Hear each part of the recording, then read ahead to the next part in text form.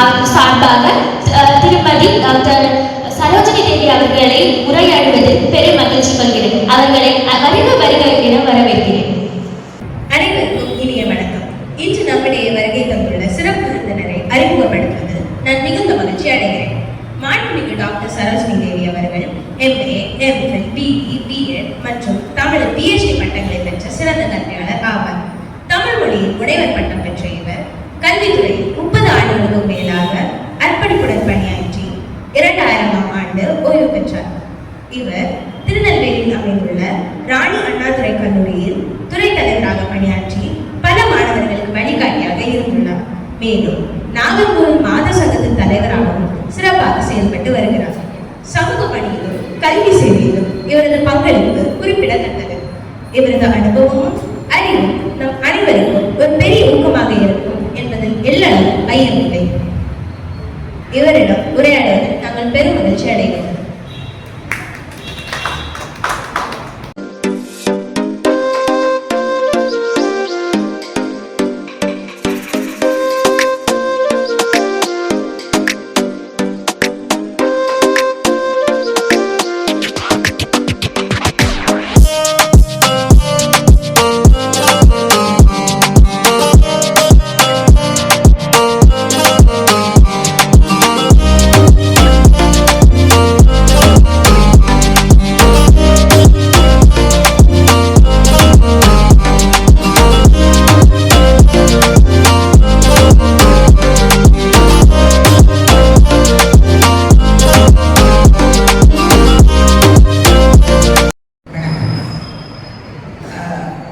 இந்த இளம்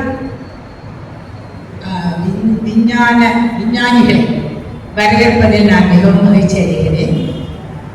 எனக்கு பள்ளியில் பணிபுரிந்து அனுபவம் இருப்பதனால் இந்த இளம் தலைமுறையினரை பார்ப்பதில் பெரும் மகிழ்ச்சி ஏற்படுகிறது. நான் 30 ஆண்டு காலம் கல்லூரியில் பணியாற்றினேன். 10 ஆண்டுகள் இப்போது இருக்கிற கல்மணி தேசிய விநாயகர் பள்ளி இருக்கிறது அல்லவா, அந்த பள்ளியிலும் முதலில் நான் அதில் தான் பணியாற்றினேன். அப்பொழுது உங்களை போன்ற சின்ன இளம் குழந்தைகளுக்கெல்லாம் பாராட்டிருக்கிறேன். உங்களை பார்க்கும்போது எனக்கு அவர்களுடைய நினைவு தான் வருகிறது. அதன் பிறகு கல்லூரியில் பணியாற்றிய போது பெரிய பெரிய அக்காமாக்கள், அது விமென்ஸ் காலேஜ், தனி பெண்கள் தான் 30 ஆண்டுகள் அங்கே பணியாற்றினேன். அங்கே என்னுடைய பணிகள் சிறப்பாக தான் நடைபெற்றது. இப்பொழுது என்னுடைய ரிட்டையர்மெண்ட்டுக்கு பிறகு இந்த பொது சேவையில் ஏதாவது செய்யலாம் என்ற எண்ணத்தோடு இந்த கஸ்தூர்பா மாதர் சங்கத்தில் செயலாற்றி வருகிறேன். என்னுடைய முயற்சியின் பேரெல்லாம் இந்த கட்டிடம், அதாவது பழைய கட்டிடம் ஒரு இடிந்து ரொம்ப சிதிலமடைந்திருந்தது. நான் இந்த சங்கத்திற்கு வந்து சேர்ந்ததன் பிறகு அந்த கட்டிடத்தை மாற்ற வேண்டும் என்று முழு உற்சாகத்தோடு ஈடுபட்டு என்னுடைய சக அங்கத்தினர்களுடைய உதவியோடு இந்த கட்டிடத்தை நாங்கள் கட்டி இப்போது நாங்கள் சிறப்பட செயலாற்றி வருகிறோம். எங்களுடைய நோக்கமே பெண்களுக்கும் பெண் குழந்தைகளுக்கும் என்ன உதவி தேவையோ அதை செய்ய வேண்டும், அவர்களுடைய முன்னேற்றத்திற்கு வேண்டிய உதவிகளை எல்லாம் நாம் கொடுக்க வேண்டும் என்பதுதான் இந்த சங்கத்தினுடைய நோக்கம். Upliftment of women and children is the main of our சங்கம். அது இப்போது எங்களால் முடிஞ்ச அளவு நாங்கள் செய்துள்ளோம். உங்களுக்கு நீ ஏதாவது சங்கத்தை பற்றியோ அல்லது எங்களுடைய செயல்பாடுகளை பற்றியோ ஏதாவது கேட்க வேண்டும் என்றுதான் நீங்க கேட்கலாம். அது 1944, அதாவது சுதந்திரம் கிடைப்பதற்கு முன்னாடி இந்த சங்கம் தோன்றி 80 ஆண்டுகளுக்கு மேல் ஆகிறதுன்னு சொன்னீங்க. அப்போ அது முடிந்த அந்த நேரத்தில் இருந்து அந்த அம்மா ஒரு வருடத்திற்கு பிறகு அதை அடுத்த தலைவி பார்கவி அம்மாவிடம் ஒப்படைத்த போது அது நாகர்கோவில் வச்சு நடத்தினாங்க. அப்பொழுது முதலே நான்லாம் உங்களை விட சிறுமியாக 10 வயதாக இருக்கும் போதே நான் அம்மாவோட இந்த சங்கத்துக்கு வருவேன். எங்களுக்கும் அப்போது இந்த மாதிரி தான் சின்ன குழந்தைகளுக்கெல்லாம் தேசபக்தி பாடல்கள், தலைவர்களை பற்றின வரலாறு, காந்திஜியுடைய வரலாறு, நேதாஜி, அப்போது இந்த பழைய தேசியவாதிகள் எப்படி சுதந்திர போராட்டம் நடைபெற்றது, நமக்கு எப்படி சுதந்திரம் கிடைத்தது என்பது போன்ற வரலாறுகளை எல்லாம் அங்குள்ள பெரியவர்கள் எங்களுக்கு சாயங்காலங்களில் பள்ளி விட்டு நாங்கள் அங்கே போவோம், சாயங்காலங்களில் சொல்லி தருவாங்க. அதோட பாட்டு, டான்ஸ், மற்றபடி பேச்சு போட்டி, மேடையிலேயே பேசுவதற்குரிய பயிற்சி, நாடகங்கள் நடத்துவதற்குரிய பயிற்சி போன்ற கலை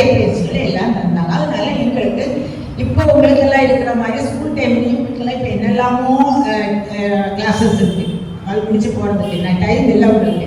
எங்களுக்கு அப்படி இல்லை, 10 to 4 கிளாஸ் முடிஞ்சாச்சுன்னா நாங்கள் வீட்டில் ஃப்ரீயாக தான் இருக்கோம். அங்கே நாங்கள் எல்லாரும் சேர்ந்து எங்களுக்கு இந்த மாதிரி பல்வேறு பயிற்சிகள் தருவாங்க. அதற்கு பிறகு நாங்கள் இந்த இடத்துல இந்த இடம் கிடைச்சி இங்கே ஒரு பழைய கட்டிடம் கட்டி அதில் ஒரு மேடை இருந்தது. சொல்ல போனால் நான் இன்று இந்த மேடையெல்லாம் பேசுவதற்குரிய தைரியத்தையும் அதற்குரிய பழக்கத்தையும் கொடுத்தது இந்த மேடை தான். இந்த மேடையில தான் நாங்கள் பழைய ஆண்கள் எல்லாம் சிறுவர்களாக இருந்தபோது பாடினோம், ஆடினோம், நடித்தோம், பல்வேறு கலைகளை எல்லாம் செய்தோம். அது வளர்ந்து போற பிறகு இன்னும் அந்த பழைய ஆண்கள் எல்லாம் இங்கே வரும்போது இந்த மாத சங்கத்தை தேடி வருவார்கள். அவர்கள் நாங்கள் எங்களுடைய பழைய நினைவுகளை எல்லாம் பகிர்ந்து கொள்வோம். நான் மட்டும் இன்னும் இங்கேயே வந்து இந்த சங்கத்தை இன்னும் ஊக்குவிக்க வேண்டும் என்ற ஆர்வத்தோடு செயல்படுகிறேன். சிறந்த நடிகைகள் மலையாளத்தில் ஒரு மஞ்சு வாரியர் அந்த அம்மா இங்கே தான் டான்ஸ் எல்லாம் படித்தாங்க. அதாவது சின்ன பிள்ளையா 8 வயசு 10 வயசு போனீங்க நடன வகுப்பெல்லாம் இருந்தது. இங்கே தான் நடனம் படித்தாங்க. நிறைய பேருக்கு படிச்சிருக்காங்க.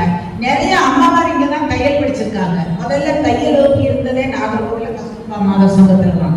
இப்போ எல்லா இடமும் தையல் வகுப்பு இருக்கு. எல்லா கலைகளையெல்லாம் படித்து தந்ததுனால எல்லோருக்குமே இதில் ஒரு ஈடுபாடு.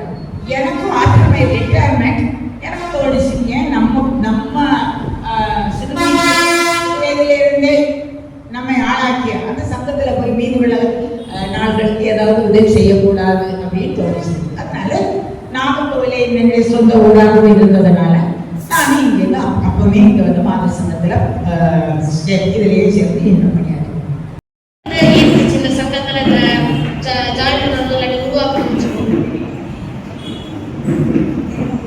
ஆக்சுவலி சொல்ல போனால் இந்த சங்கத்தில் நான் 10 வயதிலிருந்தே இந்த சங்கத்தில் செயல்பட்டு கொண்டிருக்கிறேன். அதாவது என்னுடைய அம்மா என்னுடைய செயலாளராக இருந்தார்கள்.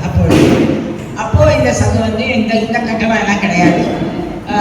பழைய கல்வி திருப்பதி பார்கவி அம்மா அவர்களுடைய வீட்டில் வைத்து நடந்து கொண்டிருந்தது. நாங்கள் அப்போ அந்த சுதந்திர போராட்டத்தினுடைய சங்கம் எப்போ தோன்றினது என்ற வரலாறு சொல்லியிருந்தேன். கஸ்தூர்பா காந்தி பற்றி கேள்விப்பட்டிருப்பீங்க. கஸ்தூர்பா காந்தி காந்திஜியுடைய மனைவியார். அவங்க 1944ஆம் ஆண்டு பிப்ரவரி 22ஆம் தேதி இயற்கை ஏறினார்கள். அவங்க வந்து அவங்க மகாத்மா காந்தியுடைய மனைவி. அப்போ சுதந்திர போராட்ட வீரர்களுடைய மனைவியர்கள் எல்லாரும் நாகர்கோவிலில் வடிகேஸ்வரத்தில் உள்ள ஒரு வீட்டில் அவங்க வந்து எல்லாருமே சேர்ந்து அந்த அம்மாவுக்கு இறந்த துக்கத்தை ஷேர் பண்ணிட்டாங்க. அதை பற்றி அவங்களுடைய பெருமைகளை எல்லாம் பற்றி பேசி ஏன் நாம் அவர்களுடைய பேரில் ஒரு சங்கம் ஆரம்பிக்க கூடாது என்று இந்த வரிசையில் இருக்கிற ஃபோட்டோலாம் முதல் ஃபோட்டோவில் இருக்காங்க டாக்டர் மிஸ்ஸஸ் சிவன்பிள்ளை. அந்த மிஸ்ஸஸ் சிவன்பிள்ளை தேவூர் ஊரை சேர்ந்தவர்கள். அவர்கள் தான் இந்த சங்கத்தை ஆரம்பித்தவர்கள். அப்பயே நம்ம ஒரு சங்கம் ஆரம்பிக்க கூடாது என்று சொல்லி பாதிக்கப்பட்ட மகளிருக்கு நீங்க என்னெல்லாம் உதவி செய்திருக்கீங்க?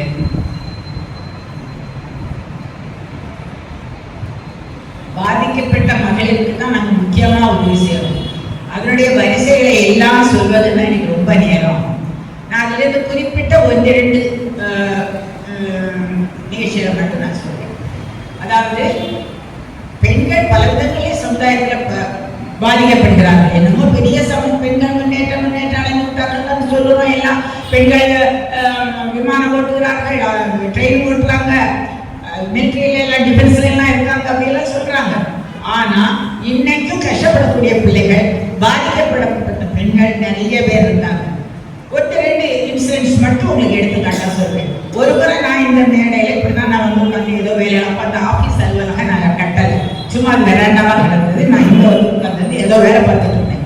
திடீர்னு ஒரு 2 பாய்ஸ் வந்தாங்க. வந்தாலும் என்னப்பா என்ன விஷயம் அப்படின்னு. அம்மா எங்க தங்கச்சியை கொண்டு போட்டாங்க அப்படின்னா. தங்கச்சியை கொண்டுட்டாங்க. ஆமா, எத்தனை நாள் ஆச்சு? எப்போ கொண்டு முடிஞ்சு எல்லாம் முடிஞ்சாச்சு, சீசன் எல்லாம் முடிச்சிட்டோம். சரி, இப்ப சங்கம் என்ன செய்யணும் அப்படின்னு கேட்டேன். அப்போ அவன் சொன்னா அவ வந்து சாகல, அவளை கொண்டுட்டாங்க, அவன் மாப்பிள்ள தான் அவளை கொள்ளணும், அதை நீங்க உலகத்துக்கு சொல்லணும் அப்படின்னு. இப்போ அதுல இறந்து போனாலே, இறந்து போய் நீ என்னத்துக்குன்னு கேட்டேன். இல்லை இல்லை, அவன் வந்து சூசைட் பண்ணிட்டான்னு சொல்லி அவன் கதை கட்டுறான்.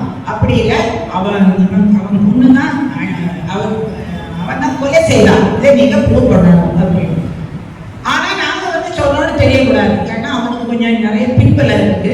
தெரிஞ்சப்பறம் எங்களை ஆள் வச்சு அடிச்சிருவான், எங்களை சொல்லக்கூடாதுன்னு சொன்னான். என்ன பார்க்கலாம்னு சொல்லி எனக்கு பழக்கமான ஒரு லாயர், இந்த மாதிரி ஏதாவது பிரச்சனை வந்து அந்த லாயர் கூப்பிடுறேன். அந்த அம்மாவை கூப்பிட்டு இப்படி சொல்கிறேன் அந்த பையன் என்னன்னு. உடனே அவங்க மட்டும் அந்த பையனை கூப்பிடுங்க, நான் பேசுகிறேன். நான் பேசி ஏன்னா நம்ம ஏது நடந்ததெல்லாம் கேட்டு போலீஸ் ஸ்டேஷன்லாம் போய் அந்த அம்மா அந்த லாயரை கிட்டாங்க. நாங்கள் யாரும் போகல, லாயரை போய் இப்படி மாதர் சங்கத்தில் வந்து மாதர் சங்கத்திலேயே நம்மளை பார்க்க சொன்னாங்க அப்படின்னு சொல்லி அது வடிவசத்தில் நடந்த நிகழ்ச்சி. அதனால அந்த பக்கம் உள்ள அந்த போலீஸ் ஸ்டேஷன்லேயே போய் போலீஸ் பார்த்து அப்போ வக்கீல் வந்துட்டாங்க. இதை மாதர் சங்கம் கையில் எடுத்துட்டு இருந்தோடனே அவங்க கொஞ்சம் யோசிச்சாங்க. சரி, நான் ஸ்டெப் எடுத்து உண்மைனா அவங்களுக்குள்ளே ஏதோ தகராறு, அவன் பிடிச்சு தள்ளி இருக்கான். தள்ளினால அந்த பிள்ளை என்னமோ நடையிலையோ என்னமோ தலை அடிக்க விழுந்துருச்சு, செத்து போச்சு. இப்போ இப்படி செத்து போச்சுன்னு சொன்னால் தன்னை எல்லாரும் சொல்லுவாங்களேன்னு உடனே அவன் கழுத்தில் கயிறு கட்டி தொங்க விட்டுட்டு அவன் சூசைட் பண்ணிட்டான்னு சொல்லிட்டான். ஆக அந்த இதை அவன் சூசைட் பண்ணலை, இவன் தான் கொலை செய்தான் அப்படிங்கிறத ப்ரூவ் பண்ணாததுக்கப்புறம் அவனை அரெஸ்ட் பண்ணாங்க. கொஞ்சம் அது இயற்கையாக நடக்க வேண்டியதெல்லாம். அப்படி இன்னொரு கேஸ் இதே மாதிரி நான் பார்த்தீங்கன்னா முக்கியமான கணக்கு பார்த்துட்டு ஒரு ஆணும் பெண்ணும் கணவனும் மனைவியுமா வந்தாங்க. அருமனைங்கிற ஊர்ல இருந்து நீங்க மாதர் சங்கம் வச்சு நடத்துறீங்களே, அருமனைங்கிற ஊர்ல ஒரு பொண்ணை அடைச்சு போட்டு சாப்பாடு கொடுக்காம கொலை பண்றாங்களே, அது என்னன்னு கேளுங்க அப்படின்னா. அப்ப நான் சொன்னேன், உங்க ஊர்ல உள்ள கவுன்சிலர்கிட்ட போய் சொல்லுங்க, அருமனையெல்லாம் எனக்கு வர முடியாதுப்பா, இங்கேருந்து அருமனைக்கெல்லாம் வர முடியாது, நீ உங்க கவுன்சிலர்கிட்ட போய் சொல்லு அப்படின்னு. கவுன்சிலர்லாம் அவங்க கட்சி அவங்க கேட்க மாட்டாங்க. போலீஸ் ஸ்டேஷன்ல சொல்லு, போலீஸ்காரங்க என்னன்னு கேட்க மாட்டேங்கிறாங்க மேடம் அப்படின்னு. அப்ப யார் கேட்பாங்க? கவுன்சிலரும் உதவி செய்யணும், காவல்துறை உதவி செய்யணும், ரெண்டும் இல்லைன்னா அப்ப என்ன பண்றது? அப்ப நீ ஒரு கம்ப்ளைண்ட் எழுதி கொடு அப்படின்னு. என் பேரும் தர மாட்டேன், என் நம்பரும் தர மாட்டேன், நீங்க முடிஞ்ச அந்த பிள்ளைய காப்பாத்துங்க அப்படின்னு சொல்லிட்டு அந்த பிள்ளைய பத்தின பர்டிகுலர்ஸ் மட்டும் கொடுத்தோம். அவ பேரு, அவங்க இருக்கிற தெரு, அந்த வீட்டு எல்லாம் அந்த பர்டிகுலர்ஸ் எல்லாம் கொடுத்தோம். யார் அடைச்சு போட்டிருக்காங்கன்னு கேட்டேன். அது 2 or 3 அண்ணம்மா. அவளுக்கு அந்த வீடு அவளுக்கு சொந்தமான வீடு. ஆனால் அந்த பிள்ளை கொஞ்சம் மனநலம் குறைஞ்சதோ இல்லை, இவங்க அந்த மாதிரி அடைச்சு போட்டு அவளை மனநலம் குறைவாக்கிட்டாங்க தெரியாது. தாய் தகப்பனும் கிடையாது. அவளுக்கு ஏதோ கொஞ்சம் ப்ராப்பர்ட்டி இருக்கு. அவள் செத்து போனான்னா பொண்ணு அவளை தன்னால இவன் கொல்ல நானால சாகணும், சாப்பாடு விட்டவங்களை மட்டும் பட்டி கூட செத்து போகல. வீடையெல்லாம் பூட்டியிருக்காங்க. ஆனால் இவங்க முதல் கொல்லாதுங்கிறதுனால பக்கத்தில் உள்ளவங்களும் யாரும் அவங்களுக்கு ஹெல்ப் பண்ண போக மாட்டாங்க. அவளை அடைச்சி கொண்டு வச்சுருக்காங்க. இது அவ்வளோ பர்டிகுலர் இருந்தான். நான் உடனே சோஷியல் வெல்ஃபேர் ஆஃபீஸில் இருக்கேன். அந்த அம்மா எனக்கு ரொம்ப தெரிஞ்சவங்க. நம்ம சங்கம் அவங்களுக்கு நிறைய தொழில்களுக்கு தொடர்பு. அவங்கள கூப்பிட்டு இந்த மாதிரி அருமனையில் இந்த தெருவில் இந்த வீட்டில் இந்த பேரோட ஒரு பிள்ளைய அவளுக்கு அண்ணன்மார அடைச்சி போட்டு வச்சுருக்காங்க, நீங்கள் போய் பாருங்க மேடம் அப்படின்னு. இப்போ அவங்களுக்கு வேணும். அவங்க நான் இன்னைக்கு எங்களுக்கு அந்த சைடில் விசிட்டு போகிறோம் உடனே போனாங்க. போய் பார்த்தா உண்மைதான், எல்லாத்தையும் அடைச்சி போட்டு வச்சிருக்காங்க. அந்த பிள்ளை 1க்கு 2க்கு எல்லாம் வீட்டுக்குள்ளேயே போயிருக்கு. பெரிய பிள்ளை. அப்போ அது வேற சில பிரச்சனைகள் இருக்கும் இல்லையா, தெரியலாம். பெண் குழந்தைகளுக்கு எல்லாம் ஒரே நாட்டம் உள்ள போகவே முடியாது. இவங்க இப்போ சோசியல் வெல்ஃபேர் ஆஃபீஸ் அந்த கவர்மெண்ட் வேன் போய் நின்ன உடனே எல்லாரும் ஓடி வச்சுக்கிட்டாங்க. ஒருத்தராங்க இவங்க ஆள் வச்சு கதவை திறந்து இந்த பிள்ளையை வெளியே எடுத்து சொன்னாங்க, ஐயோ அது இந்த நிலை பரிதாபமான நிலை. அவளை கூட்டிட்டு கொண்டு போய் அவளை போன ஆளுநர் வச்சு குளிக்க வச்சு அங்கே ஏதோ ஷார்ட் ஸ்டே போகும். குறுகிய கால பெண்கள் தங்கும் விடுதி தக்கலை பக்கமோ அந்த ஏரியாலையும் இருக்கும்.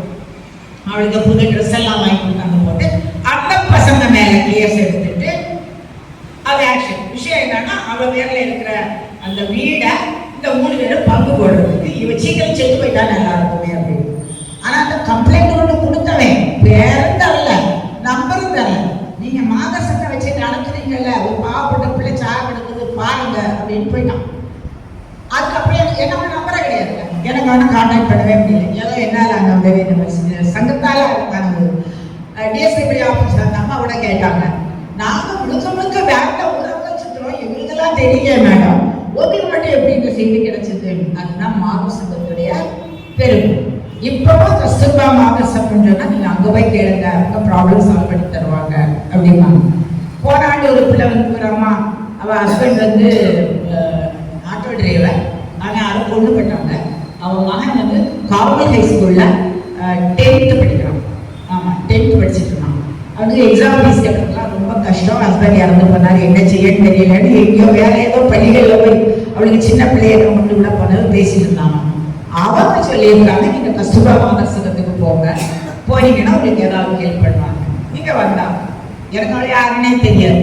அப்போ நான் அந்த ஸ்கூல் ஹெட்மாஸ்டர், அந்த ஹெட்மாஸ்டர் இல்லை, அவள் சொன்ன அந்த கிளாஸ் டீச்சர், அவருடைய நம்பரை கேட்டு வாங்கி அவரை கான்டாக்ட் பண்ணி கேட்டேன். ஆமாம், அவன் இங்கே படிக்கிறான், அவள் அப்பாவை யாரோ கொண்டு விட்டாங்க, பையனுக்கு ஏதாவது உதவி கிடைச்சா நல்லதாம்மா அப்படின்னு. அதுக்கப்புறம் நாங்கள் எங்கள் சங்கத்தில் உள்ள எங்கிட்ட பெரிய ஃபண்டெல்லாம் கிடையாது, எங்களுக்கு கவர்மெண்ட் லீடெல்லாம் நிறைய கிடையாது.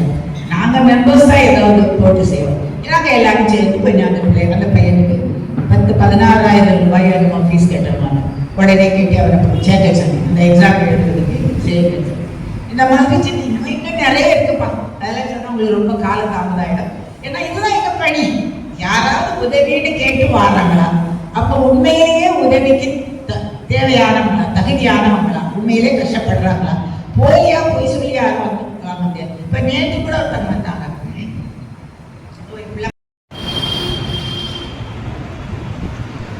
இப்போ பெண்கள் வந்து முன்னேற்றம் அடைகிறதுக்கு கம்யூனிட்டியில ஏதாவது நம்ம நெக்ஸ்ட் ஸ்டெப்ஸ் இனிஷியேட்டிவ்ஸ் மாதிரி எடுக்கணுமா? இந்த கம்யூனிட்டியில சொசைட்டியில இருக்கிற பீப்புள்ஸ் வந்து பெண்கள் முன்னேற்றத்துக்கு ஏதாவது இனிஷியேட்டிவ்ஸ் மாதிரி எடுக்கிறதுக்கு ஏதாவது நீங்க நினைக்கிறீங்க?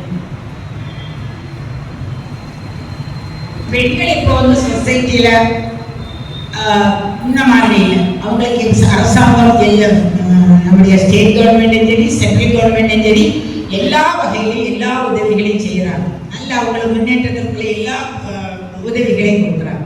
முன்னாலேயெல்லாம் அப்படி இல்லை. பிள்ளைகள்லாம் கொஞ்ச நாள் ஒரு 7ஆம் கிளாஸ் 8ஆம் கிளாஸ் பெரிய பிள்ளையானாலே நிறைய வீடுகளை பள்ளிக்கூடம் அனுப்ப மாட்டாங்க. அப்புறம் சின்ன அடித்தர பக்கத்தில் உள்ளவங்க பெண் குழந்தைகளை வீட்டு வேலை பார்க்குறதுக்கும், வீட்டில் உள்ள அடுத்த அவங்களுக்கு கீழே உள்ள தம்பி தங்கைகளை பார்க்கறதுக்கும் ஆள் வேணும்னு சொல்லி படிக்க அனுப்ப மாட்டாங்க, வீட்டிலே வச்சுருவாங்க. அப்படியெல்லாம் செய்துட்டு இருக்காங்க. இப்போ அப்படியெல்லாம் கிடையாது. இப்போ எல்லா பிள்ளைகளுமே பள்ளிக்கூடத்துக்கு போகுது. அதனால பெண்களுக்கு அந்த அடிப்படை உரிமைகளை எல்லாம் இப்போ நல்லா வளர்த்துட்டதுனால அவங்க நல்லா வளர்ந்துட்டு இருக்காங்க. ஆனால் அவங்களுக்கு கொஞ்சம் சேஃப்டி இப்போ கொஞ்சம் குறைவாங்க. பெண் குழந்தைகள் நல்லா படிக்கணும், அந்த கல்வியினுடைய தரத்தை அவங்க உண்மையாக உணர்ந்து அதை செயற்படுத்தணும். வீண் படாடோபங்களுக்கும் ஆடம்பரங்களுக்கும் ஆசைகளுக்கும் உட்படக்கூடாது. ஆசைகளை குறைச்சிக்கணும். ஆசைகள்னா நம்ம அடுத்தவளை பார்த்து அவளை மாதிரி நம்ம போடணும், அவளை மாதிரி நம்ம ட்ரெஸ் பண்ணணும், அவளை மாதிரி நமக்கு போகணும், அப்படியெல்லாம் நினைக்கக்கூடாது. கல்வியில வரணும், போட்டி வேணும். அவளை மாதிரி படிக்கணும், அவளை மாதிரி முன்னேறணும், அவளை மாதிரி நம்ம சொசைட்டியில நல்ல ஒரு நிலைக்கு வரணும் அப்படிங்கிற ஒரு நோக்கம் பெண் குழந்தைகளுக்கு முக்கியமா வரணும். அதை விட்டுட்டு வீணா போட்டி பொறாமைகளை மட்டும் வளர்க்கக்கூடாது. மற்றபடி உங்களுக்கு இப்போ சொசைட்டியில பெண்களுக்கு போதுமான சுதந்திரம் இருக்கிறது. அந்த சுதந்திரத்தை பாதுகாத்துக் கொள்ள வேண்டியது அவர்களுடைய கடமை. உங்களுக்கு எவ்வளவு சுதந்திரம், வீட்டிலேயே நிறைய சுதந்திரம் தந்திருக்காங்க, படிக்க அனுப்பியிருக்காங்க, நீங்க கேட்கறதெல்லாம் வாங்கி தராங்க. இப்போ முன்ன மாதிரி எல்லா வீடுகள்ல 5 6 குழந்தைகள் கிடையாது. நல்ல ஒரு வீட்டில் 5 பிள்ளைகள் 6 பிள்ளைகள் இருக்கும். இப்போ எல்லாருமே 1 இல்லைன்னா 2க்கு மேல வச்சுக்கிறதே இல்லை, அதே அதிகம்னு நினைக்கிறாங்க. அதனால உங்களுக்கு நல்ல வசதிகள் கிடைக்குது. முன்னால ஒரு வீட்டில் 3 பிள்ளைகள் இருந்துச்சுன்னா அந்த பெற்றோர்ல இப்போ எல்லா கிட்டத்தட்ட எல்லா வீடுகளையும் பெண்கள் வேலைக்கு போறாங்க. அவங்க கல்வி தரத்துக்கு ஏற்ப போறாங்க. ஏழைகளா இருந்தா வீட்டு வேலைக்கு போறாங்க. கல்வி தரம் இல்லை, நம்ம அந்த மாதிரி போக முடியாது. ஏதோ பக்கத்துல இருக்கவங்களுக்கு சின்ன உதவியை செய்து அதிலே ஏதாவது வந்தாங்க. யாரும் இந்த மாதிரி வீட்டில் சும்மாவே இருக்கிறது எதுக்காக? உங்களுக்காக, தங்களுடைய குழந்தைகளுக்காக தான் அவங்க இப்படி பாடுபடுறாங்க. அப்படி பாடுபட்டு செய்யும் போது அதை உணர்ந்து பிள்ளைகள் எல்லாம் கொஞ்சம் நல்லா முன்னேறதுக்கு வாய்ப்புனா பார்க்கறதே தவிர வீண் ஆசைகளையும், அதாவது பேராசைகளும் உங்களுக்கு கூட வரணும். ஆசைகள் அதாவது ஒரு நல்ல நோக்கம் இருக்கணும், நல்ல ஹை ஏம் இருக்கணும். நம்ம அப்படி வரணும், இப்படி வரணும். அதுக்குள்ள நோக்கத்துக்கு நீங்க தான் பாடுபடணும். என்னெல்லாம் உதவிகள் உங்களுக்கு பள்ளிக்கூடங்களே ஆசிரியர்கள் என்னெல்லாமோ வச்சிருக்காங்க, என்னெல்லாமோ கிளாஸ்கள் இருக்கு. நீங்க அதையெல்லாம் ப்ராப்பரா பயன்படுத்தணும். நூலகங்கள் இருக்கு. இப்ப நூலகங்கள்ல யாரும் தொடரதே, பேப்பர் படிக்கிறதே கிடையாது. நீங்கெல்லாம் நூலகங்களுக்கு போறீங்களா? நூலகங்களுக்கு போறீங்களா? பேப்பர் படிப்பீங்களா? டெய்லி வீட்டுல படிக்கிறீங்க. படிக்கணும்னா படிக்கிற ஹேபிட் வளர்த்துக்கணும் கட்டாயம். வெறும் செல்லையே எப்பவுமே நோண்டிட்டு இருக்க கூடாது. ஓடி ஆடி விளையாடணும். நீங்களாம் இப்ப விளையாடுற வயசு சின்ன வயசு. உங்க உடம்பு ஹெல்த்தியா இருக்கணும்னா உடல் உறுப்புகளுக்கு நல்ல வேலை. சாயங்காலம் 4 to 6 ஏதோ இப்ப தொட்டு பிடிச்சி ஓடினா அந்த காலம் மாதிரி நொண்டி அடிச்சு விளையாடுறது, கண்ணாமூச்சி விளையாடுறது, பாண்டி விளையாடுறதுலாம் இப்போ கிடையாது. அதெல்லாம் பார்க்கவே முடியல. அட்லீஸ்ட் நீங்கள் வீட்டில் கொஞ்சம் தோட்ட வேலை செய்யுங்க. வெளியில் அந்த வீட்டுக்குள்ளே இருக்கிற இடங்களை கொஞ்சம் ஏதாவது உங்களால் சின்ன சின்ன வேலைகளை செய்யுங்க. உடல் உழைப்பு, சின்ன சின்ன உடல் உழைப்பு செய்யுங்க. அது இல்லையே, எத்தனை பேர் செய்றீங்க? கொஞ்சம் டைம் வச்சா உடனே செல்லத்துக்கு வச்சுக்கிறீங்க, அதையே போட்டிட்டு இருக்கீங்க. உண்டாங்க. நான் எப்பவும் குழந்தைகளே சொல்றேன், எங்க மீட்டிங்ல வர தாய்மார்களுக்கு நான் இதுதான் சொல்றேன். பிள்ளைகள் கேட்டு போனது காரணம் நீங்க தான். ஏன் செல்ல வாங்கி கொடுக்குறீங்க? செல்ல கொடுக்காதீங்க. அப்படி செல்லெல்லாம் பாடலே வருது மேடம் அப்படின்னாங்க. அதுல நம்ம கொரோனா பீரியட்னால வந்த ஆபத்து. அது செல்லிலே பாட வர ஆரம்பிச்சிச்சு. பாடத்தை மட்டும் பாருங்க, செல்லில பாடல வேற எல்லாமோ வருது. நீங்க அந்த எங்கெல்லாம் எல்லாம் பார்க்க கூடாது, அதையெல்லாம் விட்டுறணும்.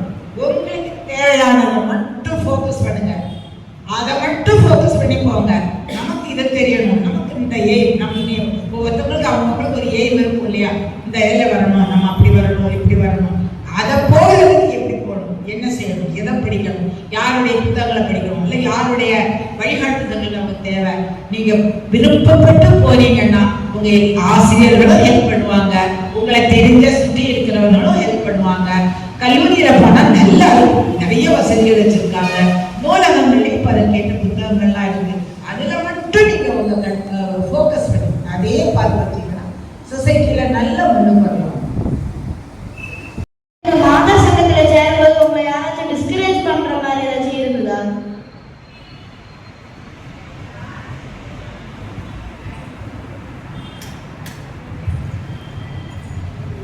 இல்லைப்பா, மாதர் சங்கத்தில் நான் வந்து என்னுடைய 10வது வயசுலேருந்தே நான் இந்த மாதர் சங்கத்தில் வந்துட்டு இருக்கிறேன். அதாவது எங்கள் அம்மா இதில் செக்ரட்டரியாக இருந்தாங்க.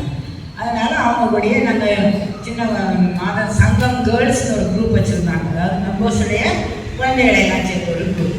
அதில் நான் ஒரு பிள்ளையாக வந்ததுனால நான் ஒரு 8-10 பேர் இருந்தோம். அதில் எல்லாரும் அந்தந்த மெம்பர்ஸுடைய பிள்ளைங்க அவங்க எல்லாருமே நாங்கள் சேர்ந்து வந்தோம். எங்களை யாரும் எங்களுக்கு தடையும் சொல்லலை, வரக்கூடாதுன்னு சொல்லலை, கட்டாயப்படுத்தவங்க. நாங்கள் ஒரு விருப்பத்தோட வந்தோம். வந்தால் எங்களுக்கு அங்கே நல்ல ஒரு கம்பெனி இருக்கும். இங்கே கூட உள்ள கேர்ள்ஸ் எல்லாம் இருப்பாங்க.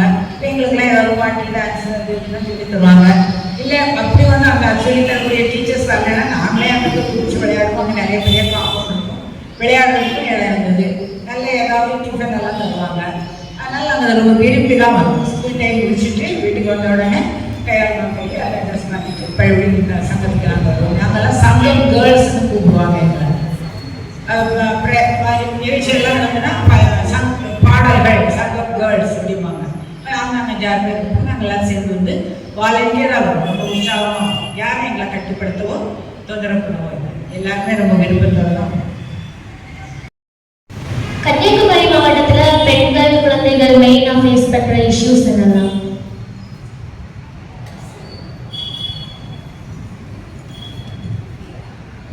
கன்னியாகுமரி மாவட்ட பெண்கள் வந்து எப்பொழுதுமே ரொம்ப முன்னேறினவங்க. அந்த நாளையிலே கோயம்புத்தூர்ல எல்லாம் படிக்கிற காலத்திலேயே, அதாவது நம்ம மாவட்டத்தில் வந்து நம்ம மாவட்டம் கல்வியில் எப்பவுமே முன்னிலை இருக்கக்கூடிய மாவட்டம். கல்வியிலே நீங்கள் இப்போ கூட பார்க்கலாம், பள்ளியில் வந்து ஆண் குழந்தைகளோட பெண் குழந்தைகள் நிறைய பேர் பொது தேர்வு எழுதுறாங்க, பேப்பர்லாம் போட்டிருப்பாங்க, பார்த்துருக்கீங்க. அதனால் அவங்க எல்லாருமே கல்வியில் முன்னேறினாங்க. அப்போவே நல்ல வெளியூர்கள் எல்லாம் போய் வேலை பார்க்கணும். அங்கேயும் சரி இங்கேயும் சரி, அப்பொழுதும் சரி இப்பொழுதும் சரி, பாலியல் தொல்லைகள் நம்ம பெண் குழந்தைகளுக்குள்ள பிரச்சனை. மற்றபடி அவங்களுக்கு வேற பிரச்சனை எல்லாம் ஒன்றும் இல்லை. கல்வியில எல்லாம் ஈக்குவல் இது எல்லாருக்கும் கொடுத்தாங்க, படிக்கிற வாய்ப்பு கொடுத்துருக்காங்க. எல்லா வகையிலும் அவங்க முன்னேறதுக்குள்ள எல்லா உதவிகளையும் செய்வாங்க. ஆனால் இந்த பெண் குழந்தைகள் வெளியே போனால் நம்ம தைரியமும் வெளியே தனியாக அனுப்ப முடியாது. அவங்களுக்கு எல்லா வயதினர் கூட படிக்கிற மாணவர்கள் இருந்து, படித்து கொடுக்குற ஆசிரியர்கள் இருந்து, பணிபுரியக்கூடிய இடத்துல பணிபுரிபவர்கள் இருந்து, பணிபுரியக்கூடிய உயர் அதிகாரிகளிடமிருந்து எல்லாம் அவங்களுக்கு தொந்தரவுகள், பாலியல் தொந்தரவுகள் வந்து சில இடங்கள் அவங்களுக்கு அவாய்ட் பண்ண முடியாமல் வேலை செய்யணும்னா அவங்க போய் தான் ஆகணும். சம்பளம் வேணும், சாப்பிட்றதுக்கு வருமானம் வேணும். இப்போ கட்டாயம் வேலைக்கு போகணும். வேலைக்கு போகிற இடத்துல இந்த மாதிரி கூட சின்ன சின்ன பிரச்சனைகள்லாம் இருக்கும். ஆனால் இப்போ நிறைய அந்த மாதிரி அதற்கெல்லாம் அரசியத்திலேயோ ஏற்பாடுகள் செய்வதற்கு இந்த மாதிரி இருந்தால் அதெல்லாம் குறைகளை சொல்கிறதுக்கு இடம் விட்டுருக்காங்க. அங்கே போய் நீங்கள் இந்த மாதிரி குற்றங்களை சொன்னீங்கன்னா உங்களுக்கு ஏதாவது பாதுகாப்பெல்லாம் அளிக்கிறாங்க. இருந்தாலும் இந்த பாலியல் தொந்தரவு நம்ம மாவட்டத்தில் ரொம்ப அதிகமாகவே இருக்குன்னு சொல்லலாம். இந்திய இளம் பெண்களுக்கு உங்க அனுபவம்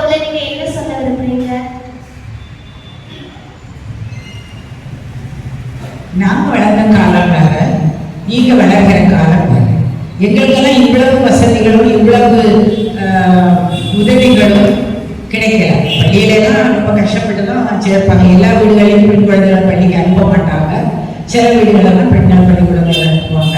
பள்ளியில் போனாலும் எல்லாம் இப்போ இருக்கிற மாதிரி உள்ள வசதிகளும் முன்னேற்றத்துக்குள்ள வாய்ப்புகளும் அப்போ இல்லை. எல்லாம் நாங்களாம் படித்து வரணும், அப்புறம் ஆர்வத்தோடு வரணும். ஆனால் இப்போ அப்படி இல்லை. எல்லா குழந்தைகளையும் பள்ளிக்கு கட்டாயம் அனுப்புகிறாங்க. உங்களுக்கு பள்ளிகளில் நிறைய பாடம் மாத்திரம் இல்லாமல் வேற பொது விஷயங்களை பற்றி நிறைய சொல்லித்தராங்க. சோஷியல் சர்வீசஸை பற்றி நிறைய சொல்லித்தராங்க.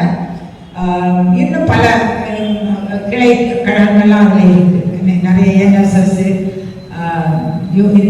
என்சிசி, அது இதெல்லாம் இருக்குது. வெறும் பாட சம்மந்தமாக மட்டும் இல்லாமல் உங்களுக்கு எல்லா பாடங்களும் படிக்கிறாங்க. அதையெல்லாம் நீங்கள் நல்லா பயன்படுத்திக்கிட்டு முன்னேற்றம் முன்னையே நோக்கமாக கொண்டு ஒரு நல்ல குறிக்கோளை ஒவ்வொரு தனியாக நமக்குன்னு ஒரு குறிக்கோளை கருத்தை கொண்டு அதே ஒரு நோக்கமாக கொண்டு நீங்கள் படிக்கணும், முன்னேறணும். அதுதான் என்னுடைய கருத்து, என்னுடைய வாழ்த்துக்கள். இந்த மாதர் சங்கத்துல பெண்கள் ஒரு மெம்பர் ஆகிறதுக்கு அவங்க ஏதாவது தகுதி குவாலிஃபிகேஷன்ஸ் தேவைப்படுங்க? இந்த மாதர் சங்கத்தில் யார் வேணாலும், எந்த பெண் குழந்தைகள் வேணுமானாலும் மெம்பராக சேர்ந்துக்கலாம். 16 வைரஸ் படி 16 வயதுக்கு மேற்பட்டவர்களாக இருக்கும். அவ்வளோதான். எந்த இனத்தவரோ, எந்த மொழி பேசுகிறவர்களோ, எந்த வகுப்பினரோ யார் வேணும்னாலும் இருக்கலாம். நம்ம மாவட்டத்தில் இருக்கிறவங்களே இருக்கணும். ஏன்னா அப்போதான் அவங்களுக்கு இதில் நடக்கிற செயல்பாடுகள் எல்லாம் பங்கேற்கணும். மற்றபடி வேறு எந்த பாகுபாடும் கிடையாது. யார் வேணாலும்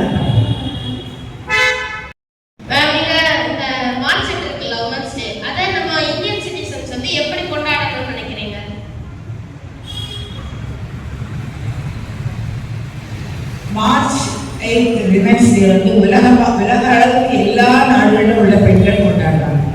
நம்ம இந்தியன்ஸ் மட்டும் கிடையாது. நம்ம இந்தியாவிலும் பெண்கள் வந்து எல்லாம் நல்ல முன்னேற்றம் அடைந்துதான் இருக்கிறார்கள். வடநாட்டில் கொஞ்சம் அவங்களுடைய மொத்த பெண்களுக்கும் எல்லாமே ஆண்களுக்குமே கொஞ்சம் இந்த கல்வி இந்த அளவுக்கு வளர்ச்சி அடையலை. நம்ம தென் மாவட்டங்களில் நம்ம நல்ல கல்வியில் வளர்ச்சி அடைந்திருக்கிறோம். பெண்களும் நல்ல முன்னேற்றம் அடைந்திருக்கிறார்கள். கிடைத்திருக்கக்கூடிய வாய்ப்பு அப்படின்னா நல்லா பயன்படுத்தலாம்.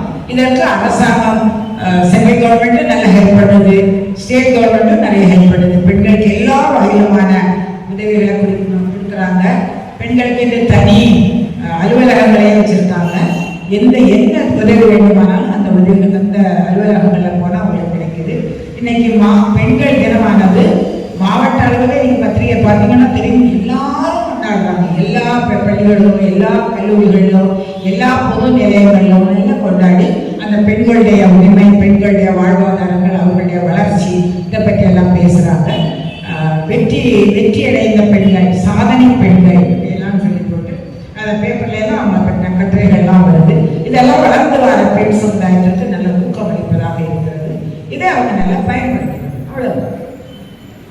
என்னிடம் திருமதி கோலம்மாள் அவர்கள் ஃபோனில் தொடர்பு கொண்டு கேட்டபோது, சின்ன பிள்ளைகள் அவங்களாம் இளம் அறிவியல் விஞ்ஞானிகள், இளம் விஞ்ஞானிகள் என்று கேட்டபோது நான் நினைச்சேன், நான் வந்து ஆர்ட்ஸ் சப்ஜெக்ட், எனக்கு வந்து விஞ்ஞானத்தில் நான் ஹைஸ்கூலோடு சரி, அதுக்கப்புறம் காலேஜ்லாம் நான் அறிவியல் பாடம் எடுக்கிறேன், கலைப்பாடம் எடுத்து படித்ததுனால இந்த பிள்ளைகள் என்ன கேட்பாங்களோ, என்ன பதில் சொல்லணுமோ அப்படின்னு கொஞ்சம் எனக்கு தெரிப்பார்.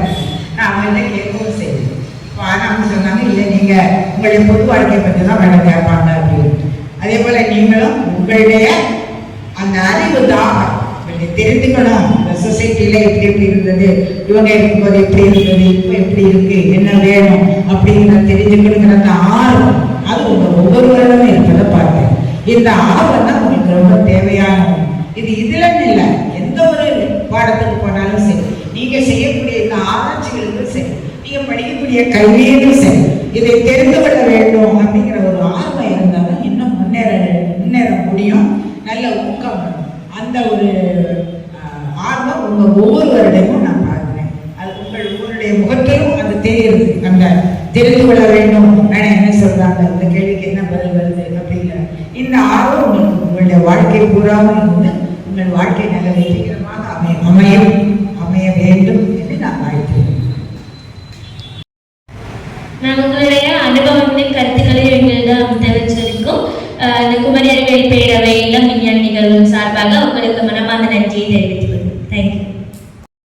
அனைவருக்கும் இனிய மகளிர் தின நல்வாழ்த்துக்கள். Every night I wait, paradise seems so far away.